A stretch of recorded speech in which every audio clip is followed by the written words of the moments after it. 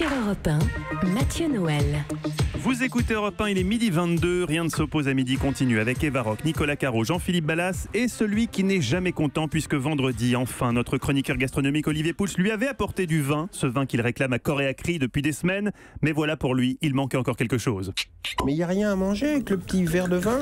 Il y avait plein de bouffe dans le couloir. Quoi, vous buvez du vin, vous? Bah oui, avec le vin, parce que sinon on va être pris de boisson. Mais c'est quoi comme vin? Je sais même pas, moi, on me donne, je bois. Comme ça, une simplicité qui vous honore. Alors Guy Carlier, aujourd'hui, vous nous racontez votre week-end, mais à la façon d'un jeune auteur qui publierait un premier roman.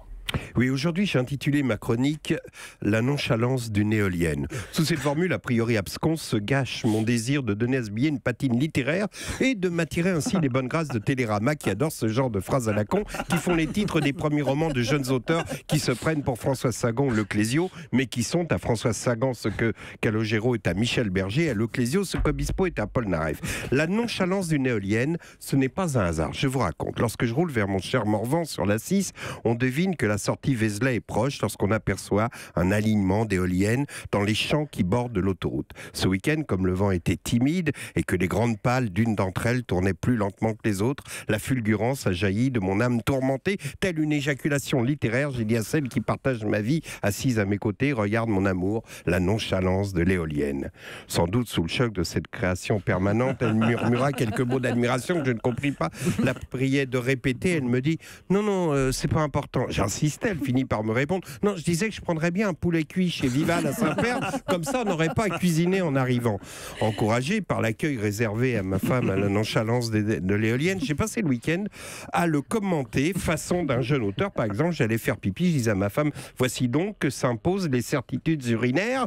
Et j'ai donc commencé à écrire cette chronique hier soir en m'amusant de ces phrases pseudo-littéraires lorsqu'un ami m'a téléphoné.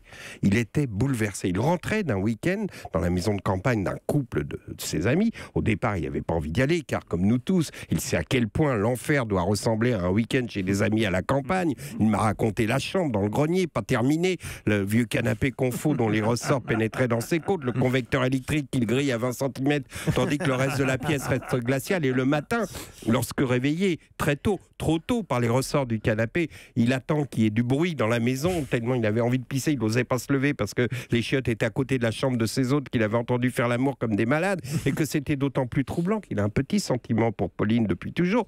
Et puis ce moment où, entendant enfin le bruit de la Nespresso dans la cuisine, il y a débarqué, s'est trouvé nez à nez avec Pauline. Ce bonjour gêné qu'ils ont échangé. « Tu veux un café ?» Oui, il la regardait, il avait beau s'efforcer, pas penser qu'elle criait dans la nuit « Mais vas-y, défonce-moi, défonce-moi, oh, je sens, tu me fais du bien !»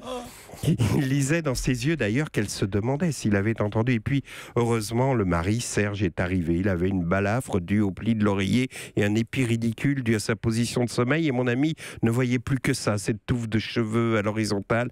Et puis, il faut le dire, il sentait pas très bon. Il n'avait pas pris sa douche. Alors il a dit « Je vais aller chercher des croissants pour tout le monde ». Pauline en a profité pour dire « Je t'accompagne pour te montrer le chemin ». Et dans la voiture, ils se sont arrêtés au pied d'une éolienne et se sont embrassés comme des fous. Et là, mon copain m'a dit « C'est drôle, parce que c'était un moment très fort, mais j'ai remarqué qu'une éolienne tournait plus doucement que les autres. » Je lui ai dit « Oui, une nonchalante sans doute. » Merci beaucoup Guy Carlier. On retrouve évidemment toutes vos chroniques en podcast sur europe1.fr. Europe